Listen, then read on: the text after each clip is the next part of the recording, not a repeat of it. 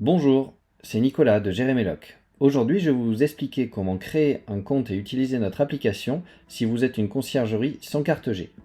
Vous devez d'abord vous rendre sur notre site internet jéréméloc.fr. Ensuite, il vous faudra cliquer sur le bouton « Ajouter une location » pour basculer sur notre page de connexion de l'application. Une fois arrivé sur cette page, vous pourrez cliquer sur « Créer mon compte », vous connecter avec votre compte Facebook de votre conciergerie ou votre adresse Gmail si vous en avez une. Sinon, vous pouvez utiliser l'adresse email de votre conciergerie. Vous mettez votre mot de passe et vous cliquez sur « Créer mon compte ». Après avoir créé votre compte, vous allez arriver sur l'interface de Jéréméloc. Vous allez devoir suivre des étapes afin de créer votre compte et votre première location. Il faudra compléter d'abord votre profil en sélectionnant ici « Professionnel », le nom de votre société et la ville, par exemple Bordeaux. Voilà. Ici, vous avez la possibilité de mettre des notes personnelles, c'est des informations que vous pouvez sauvegarder. Et là, vous devez accepter nos conditions générales. Vous cliquez ensuite sur Enregistrer. Alors, une fois votre profil complété, vous pouvez cliquer sur votre nom en haut à droite et aller ensuite dans la partie Info bancaire. Ici, ces informations-là seront utilisées pour le contrat de location et permettra aux personnes qui réserveront de vous reverser les frais de ménage notamment ou les services additionnels que vous voudrez facturer à part. Donc là ici vous pouvez sélectionner les méthodes de paiement que vous voulez, donc paiement par chèque, par virement, par carte bancaire ou des autres méthodes de paiement par exemple en espèces ou les chèques vacances. Cette partie là, ici info bancaire, sera destinée à vos coordonnées bancaires à vous, pas celle de vos propriétaires. Voilà, puisque c'est votre profil, vous, de gestionnaire et de conciergerie. Et ici, c'est vos informations bancaires à vous, de conciergerie, qu'il faudra paramétrer. Voilà, ensuite, vous pourrez retourner sur l'accueil et vous pouvez ajouter votre première location. Donc, vu que vous êtes une conciergerie sans carte G, vous allez avoir des propriétaires. Et vous ne pouvez pas, en tant que conciergerie sans carte G, signer les contrats de location à la place des propriétaires et vous ne pouvez pas non plus prendre les chèques, les espèces et les paiements pour le propriétaire. Donc Jéréméloc a été conçu exprès pour cette typologie de cas et je vais vous montrer comment configurer une location avec des propriétaires pour pouvoir justement dissocier cette partie. Donc dans la partie propriétaire d'un logement, là, ici, vous allez devoir cliquer sur « Ajouter un propriétaire » et ça vous fait basculer sur la partie « Contact ». L'adresse email est importante parce que c'est celle-ci qui va être utilisée pour envoyer les coordonnées et les informations de connexion de cogestion. Donc il faut mettre, c'est pour ça que l'email est obligatoire. Et ici, ensuite, vous créez le nom de cette personne. Vous pouvez ensuite retourner sur « Location », ajouter une loc. Ici, dans la liste de propriétaires du logement, vous allez pouvoir sélectionner le contact votre propriétaire que vous venez de créer. Donc là, ensuite, je vais passer assez rapidement sur les autres éléments. Vous pourrez définir tous les éléments de votre logement pour chaque propriétaire.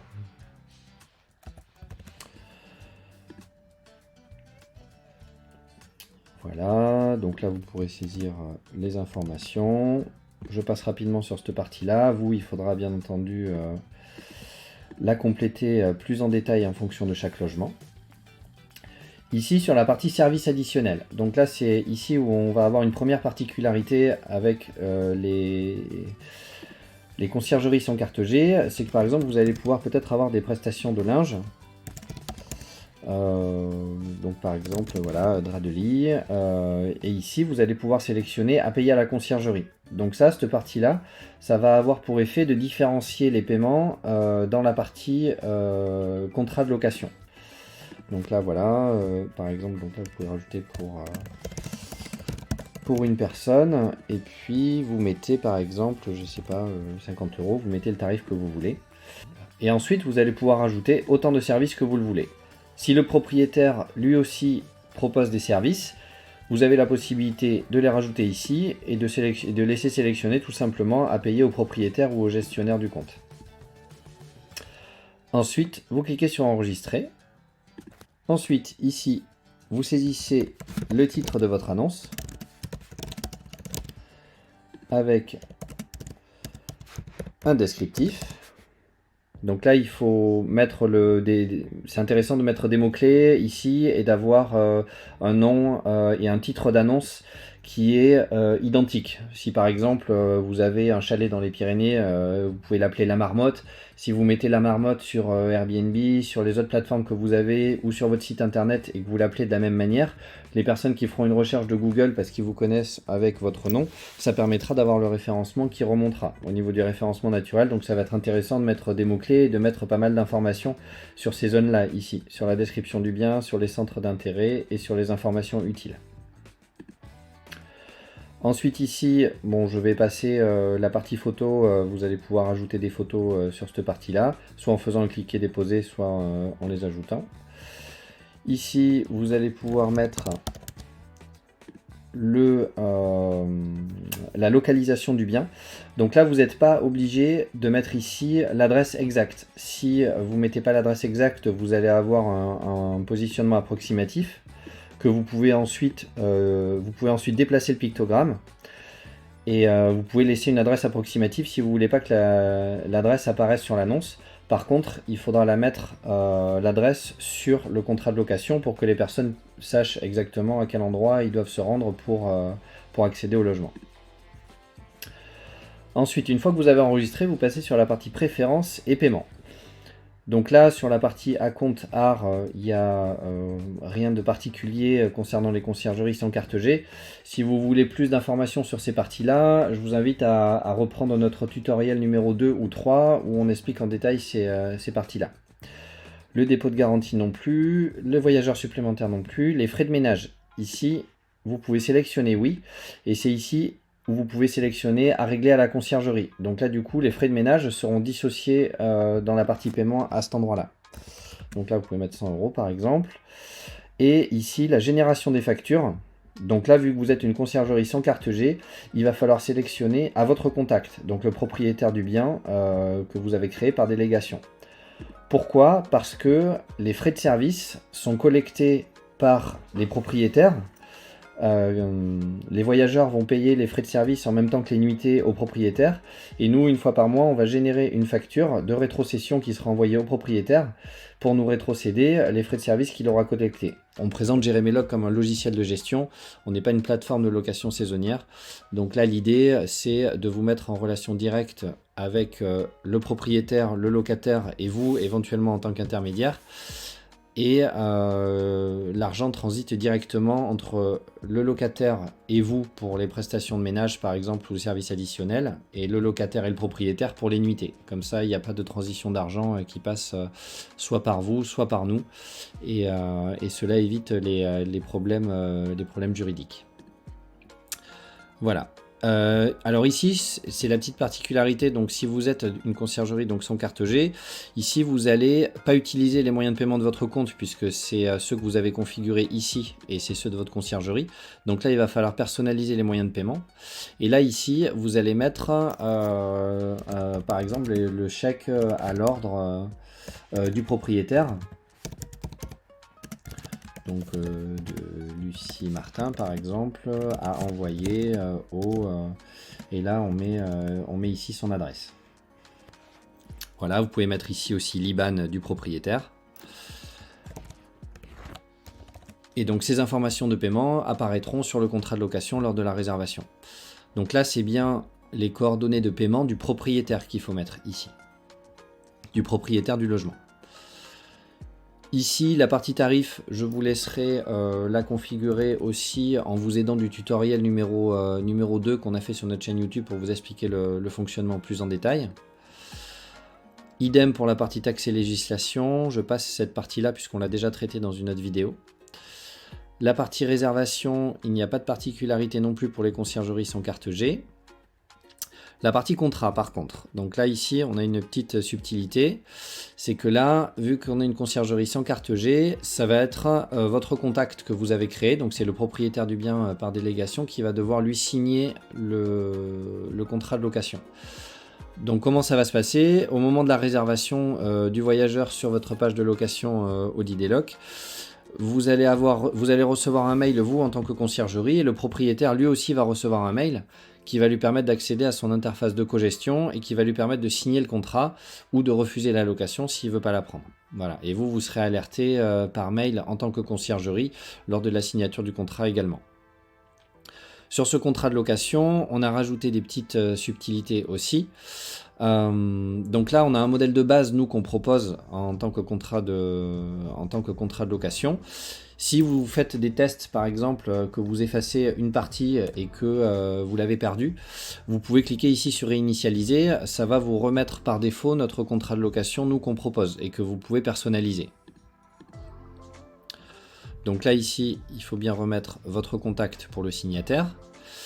Et là, vous allez pouvoir donc descendre un petit peu, le descriptif du logement, le nombre d'occupants, la période de location, la remise des clés. Donc ça sera à vous à le configurer, à mettre les modalités en tant que conciergerie que vous voulez utiliser pour la remise des clés.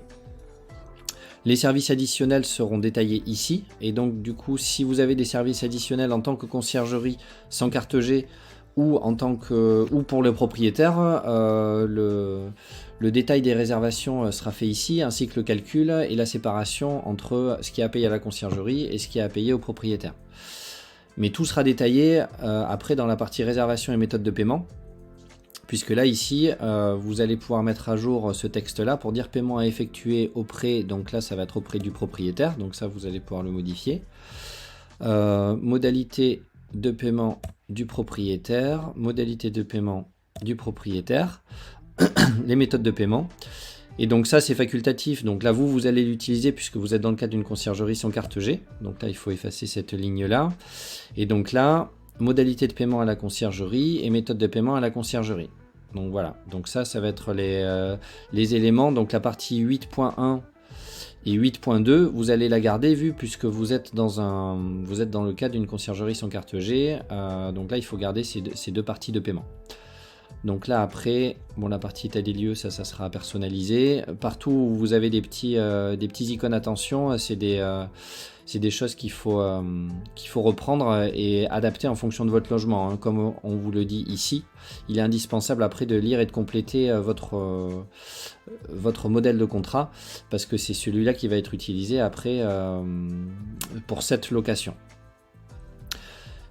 Après, une fois que vous avez fait votre contrat et qui fonctionne, vous allez pouvoir faire un aperçu pour voir le rendu. Donc là ici, j'ai pas complété le téléphone de la personne, mais voilà, c'est pour ça que c'est important dans la partie contact de compléter les coordonnées. Donc on va le faire de suite pour vous montrer ce que ça donne. Donc là j'enregistre mes modifications, je bascule sur la partie contact, je vais ici sur le détail de mon contact que j'ai créé qui est de type propriétaire. Je fais modifier et je vais mettre un numéro de téléphone. Voilà. Donc là j'enregistre. Donc là j'ai mis à jour les coordonnées de mon propriétaire. Une fois les modifications faites, vous pouvez retourner sur la partie location, mes locations. Vous retournez sur votre annonce pour la modifier. Onglet préférences, paiement. Vous cliquez dessus pour fermer. Vous retournez sur la partie contrat. Et là, vous pouvez refaire un aperçu. Et là, vous voyez donc du coup que les informations de votre propriétaire se sont mises à jour. Et là, les informations qui sont en bleu, comme on l'a mentionné ici, c'est des informations de test. Donc, il ne faut pas vous fier par rapport à ce qui est en bleu. C'est juste pour vous montrer un exemple d'affichage. Donc là, ici, ça sera les coordonnées de la personne qui loue. Ici, vous allez avoir le descriptif du logement. Donc ça reprend les coordonnées, que vous avez mis sur votre annonce. Là, 2 occupants, c'est un exemple. La date de début, date de fin et le nombre de nuits, c'est un exemple. Le montant total ici, c'est un exemple. Donc voilà, les services additionnels aussi. Et là, ça reprend les informations que vous avez paramétrées. Donc notamment ici, le paiement des nuitées qui sera effectué donc avec l'acompte que vous avez configuré et le solde qui sera à verser aux coordonnées de paiement qu'on a configuré nous sur notre annonce. Et ici, on va avoir le paiement à effectuer auprès de la conciergerie. Donc là, il n'y a rien dans les méthodes de paiement de la conciergerie parce que je n'ai pas mis à jour les informations de paiement tout à l'heure quand je vous ai montré l'exemple. Donc là, on va le faire maintenant pour vous montrer l'impact. Donc là, je clique sur mon profil moi de conciergerie, je vais dans info bancaire et ici, je vais mettre par exemple par virement. Voilà, et là je vais mettre vers 76 et puis je vais mettre voilà, par exemple ça comme IBAN. Ça va être l'IBAN de ma conciergerie, ou autrement on va mettre sur place en espèces par exemple. Voilà. Donc là j'enregistre, donc ça va être les coordonnées de paiement à moi pour que le propriétaire puisse me reverser les frais de ménage. Je les ai mis à jour, je peux retourner sur ma location, je fais modifier pour retourner sur ma location, préférences, ici je retourne sur mon contrat, et là si je fais un aperçu, donc je descends pour la partie paiement, et là on voit bien donc du coup que la partie paiement des frais de ménage, donc 29 € sont réglés en service additionnel.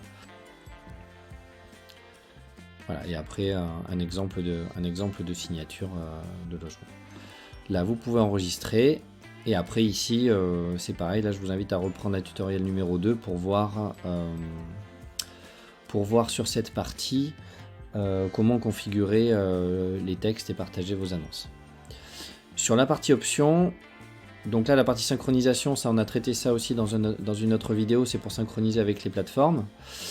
Et ici la partie intervenant, alors normalement cette partie elle est utile pour les propriétaires qui gèrent eux-mêmes leurs biens et qui veulent passer par une conciergerie. Donc on va faire une autre vidéo pour expliquer le fonctionnement.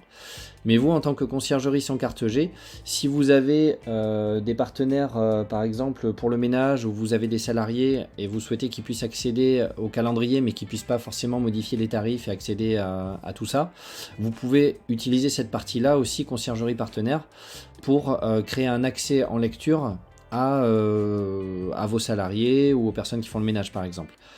Et ça va fonctionner de la même manière que pour le propriétaire, c'est-à-dire que là vous allez basculer sur la partie ici contact et il va falloir créer un contact de type conciergerie. Voilà, marie.dupont@ovidity.fr et ici j'enregistre. Donc là j'ai bien créé ma conciergerie, la personne de ma conciergerie. Et là, je peux retourner sur ma location, je fais modifier ma location, je vais dans la partie options et je vais dans la partie intervenant. Et ici, je peux sélectionner donc mon salarié ou mon partenaire qui fait le ménage pour lui donner un accès. Donc voilà, donc là, vous avez une petite information pour vous dire que ça a été mis à jour.